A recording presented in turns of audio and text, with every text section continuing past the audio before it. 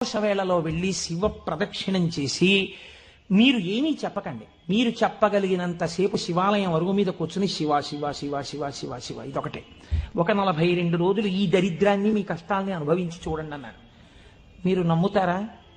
ఆ వ్యక్తి నా దగ్గరికి వచ్చి నా జీవితంలో ఆశించని రీతిలో నా జీవితానికి ఒక కొత్త మలుపు తిరిగిందండి, నేను వరంగల్ వెళ్ళిపోతున్నాను, నేను సెటిల్ అయిపోతున్నానని చెప్పాడు.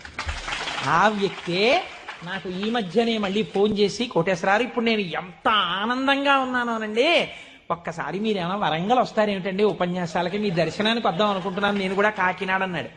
అయ్యా మీరు ఎప్పుడైనా కాకినాడ ఇప్పుడు అక్కర్లేదు, ఇప్పుడో తర్వాత వద్దురు కానీ నేను వరంగల్ ఇప్పుడు మాత్రం రావట్లేదు, నేను వరంగల్ వస్తే చెప్తాను, అప్పుడు మీరు నా దగ్గరికి వద్దురు కానీ తప్పకుండా దర్శనానికి అన్నాడు. కళ్యాణి అందులో అంటారే ఏతి జీవంతిమానందో నరం వర్ష శతాదపి అంటుంది సుందరకాండ. 100 ఏళ్ళు బతికిన వాడు శుభాన్ని చూస్తాడు. అందుకే తొందరపడి ఏదో సమస్య ఉందని ఆత్మహత్యలు చేసేసుకుంటాం